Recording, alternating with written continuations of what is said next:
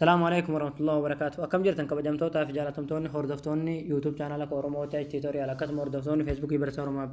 الحمد لله إنك كوت نجيني كي كان جالله كان كبجادا بك جرت مرة سناقو. إجا هوردفتوتن كي فيديو راتنا كذا تحالة فيسبوك كيسن دايركت مودي أون قوتني اتفادمو تنديسن إسني تركيزه جولا. دايركت مودي روس نينجو باكجراوند دي ساقول راجستني جولا سنيقله حالا دينغدا موبايل كيسن حالا دايركت مودي أون قوتني اتفادم تسني تركيزه جولا. Egaa direct mode on godhuun ijjatee sanii baay'ee tokko barbaachisaadha jechuudha isinii galee baay'ee tokko waan isin barbaachisu jechuudha isinii galee dirqama keessanii jechuudha direct mode on gootanii Facebook keessanii yeroo hunda itti fayyadamuun jechuudha isinii galee kanaaf haala Facebook ichi direct mode on itti gootanii itti fayyadamuun dandeessan isinitti argisiisa na hordofaa jechuudha duraan dursa warroon YouTube channel kee subscribe godhuu jiraatan warroon YouTube channel kee hin beekne yoo jiraatan gamanumaan gama YouTube channel kiyyaa sana affeera jechuudha garuu barumsichaatiin darbuun duratti Egaa YouTube channel kiyya argachuudhaaf jechuudha. YouTube channel keessaniin galtu. Achi booda jechuudha Oromoo Tech Tutorial jettanii barreessitu jechuudha. Egaa haaluma kanaan profile keessanii fida. Achi booda subscribe jettan kilik itti godhuudha. Akkasuma mallattoo notification tana kilik itti ni gootanii. All ka jettan irratti kilik ni gootanii jechuudha. Sababaan isaadha yaani yeroo video asirratti upload ta'e direct notification isin bira ga'a jechuudha isinii galee. Kanaaf asirratti all godhuu hin dagatina jechuudha. Okay, gamanumaan gara barumsichaa isin dabarsa jechuudha. Okay, amma wanni godhuu qabdan jechuudha. Facebook keessan aadii duraan fayyadamaa turtan hin fayyadamtan jechuudha. Facebook Lite fayyadamtan jechuudha isinii galee.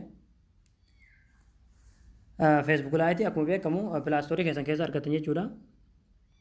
Facebook Lite jechuun akkuma Facebook aadii duraan itti fayyadamaa turredha jechuudha isinii galee. Taa garaagarummaa hin qabu jechuudha isinii galee. Bakka searching irratti jechuudha. Egaa Facebook Lite ittanii barreessitu jechuudha. Egaa nama buufadhee waan qabuuf oopinuma naaf fida install yeroo godhattan oopin irratti kilikni gootanii achi booda akkuma beekama imeelii keessanii paaswoordii keessan itti guutanii haala kanaan bifa kanaan isinii bana jechuudha. Achi booda sarara 40 irratti kilikni gootanii egaa achi booda yeroo asirratti kilik gootan koosha bakaan kee daddabaa jira. Eewa haala kanaan yeroo isinii fide jechuudha asirra gadi ni buutu. Egaa kinoo asirratti kinoo akkuma argitan jechuudha kinoo direct mode hojjetan irratti kilik gootaniiti asirratti on gootan jechuudha kana. Inni galee haala kanaan backgroundiin kuni kinoo ammoo garaagarummaa isaa ilaalaa jechuudha. Haala kanaan addeenyi kuni ija keenya kan jechuudha ija keessan kan miidhu jechuudha inni galee miidhaa ija keessan irraan ga'u isinum tilmaama jechuudha.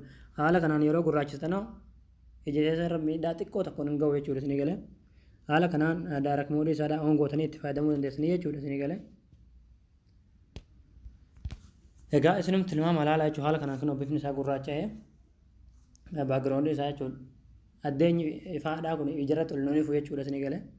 Kanaaf haala kanaan Facebook keessan direct mode isaa on gootanii itti fayyadamuu hin dagatinaadha. Baay'ee tokko waan isin barbaachisuudha. Barumsa biraatiin haga walitti deebinuutti barumsa keenya kanarraa asirratti raawwataa nagaan galatoomaa jiraadha.